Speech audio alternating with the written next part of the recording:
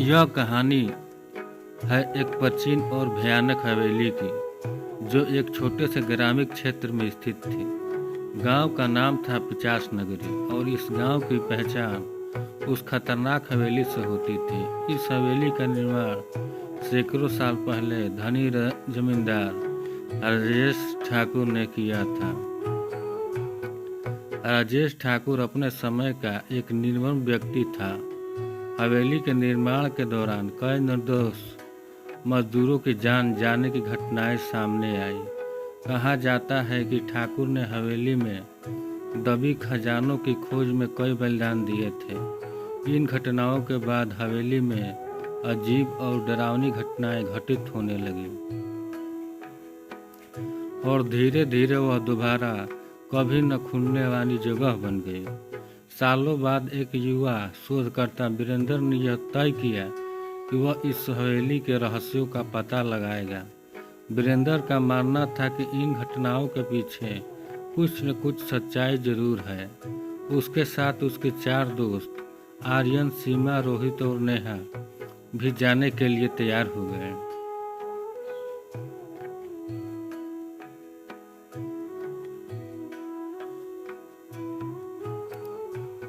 एक दिन सभी मित्र पूरी तैयारी के साथ हवेली की ओर निकल पड़े। हवेली पहुंचते ही उनकी आंखों के सामने एक विचित्र दृश्य था। टूटे फूटे दरवाजे, खिड़कियों पर जाले, बड़ी बड़ी दीवारें और चारों तरफ सन्नाटा। हवेली के दरवाजे पर पहुंचकर वीरेंद्र ने अपनी मशाल जलाई और सब अंदर की ओर बढ़ गए। जैसे ही उन्होंने हवेली में कदम रखा, चारों ओर सन्नाटा बढ़ गया और हल्की हल्की ठंडी हवा चलने लगी। उन्होंने हवेली के विचित्र हिस्से की जांच शुरू कर दी।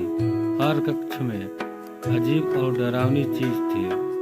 टूटे हुए फर्नीचर, जमीन पर खून के धब्बे और दीवारों पर अजीब से निशान। जांच करते करते वे हवेली के एक बड़े हाल में पहुंच गए,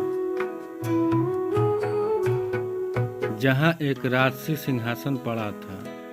सिंहासन देखकर उन्हें महसूस हुआ कि यहाँ कुछ रहस्यमय है। जैसे ही उन्होंने सिंहासन को छुआ, पूरा कक्ष अंधेरे में डूब गया और हवा में ठंडक बढ़ गई। अगले ही पल एक भूतिया आकृति उनके सामने प्रकट हो गई। वह आकृति राजेश ठाकुर की आत्मा थी। आत्मा ने क्रोधित आवाज में कहा, इस हवेली में तुम्हारा स्वागत है, लेकिन जो भी मेरे रहस्यों को जानने का प्रयास करेगा, उसे मुझसे सामना करना पड़ेगा।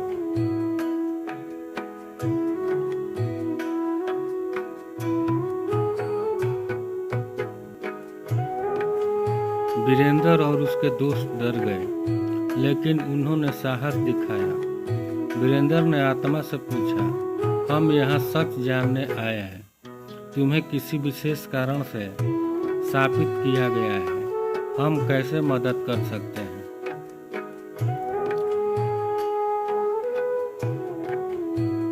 आत्मा ने बताया, मुझे मेरे कुकर्मों की सजा मिली है। मैंने कई निर्दोषों की बलि दी थी। अगर तुम मेरे हाथों मारे गए निर्दोषों की आत्माओं को शांति दिला सकते हो, तो भी मैं इस शाप से मुक्त हो सकता हूँ। वीरेंद्र और उसके दोस्तों ने आत्मा की बात मानी और ठान लिया कि वे निर्दोषों की आत्माओं को शांति दिलाने के लिए कुछ भी करेंगे। उन्होंने हवेली के तहखानों को और कदम बढ़ाए, जहाँ कहा जाता था कि उन निर्दोष की आत्माएं बंद थी।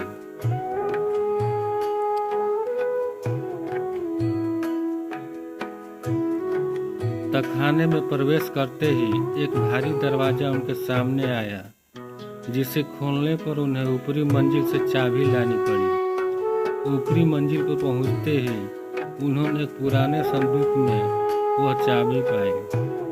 चाबी लेकर वे तहखाने में वापस आए और दरवाजा खोला। जैसे ही दरवाजा खुला, उनके सामने भयानक दृश्य प्रकट हुआ।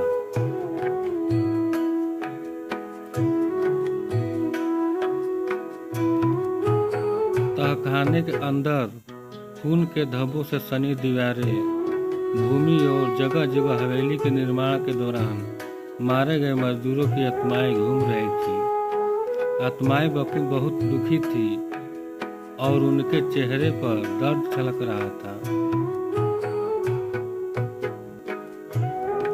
वीरेंद्र ने आत्माओं से बात की और उन्हें शांति दिलाने का आश्वासन दिया। वीरेंद्र और उसके दोस्तों ने आसपास के मंदिर से पवित्र जल और मंत्र लेकर आत्माओं की शांति के लिए पूजा की। पूजा के बाद आत्माओं के चेहरे पर शांति झलकने लगी और वे धीरे धीरे अदृश्य हो गए। आत्माओं की शांति प्राप्त करने के बाद राजेश ठाकुर की आत्मा फिर से प्रकट हुई और कहा, तुम्हारे इस नेक काम से मुझे भी शांति मिली है। मेरी आत्मा अब मुक्त हो रही है। राजेश ठाकुर की आत्मा ने वीरेंद्र और उनके दोस्तों को धन्यवाद कहा और हमेशा के लिए अदृश्य हो गए। हवेली से भूतिया गतिविधि समाप्त हो गई और गांव में फिर से शांति का माहौल लौट आया। वीरेंद्र और उसके दोस्तों की साहसिकता और निष्ठा से हवेली के रहस्य को उजागर किया और वहां की आत्माओं को शांति दिलाई।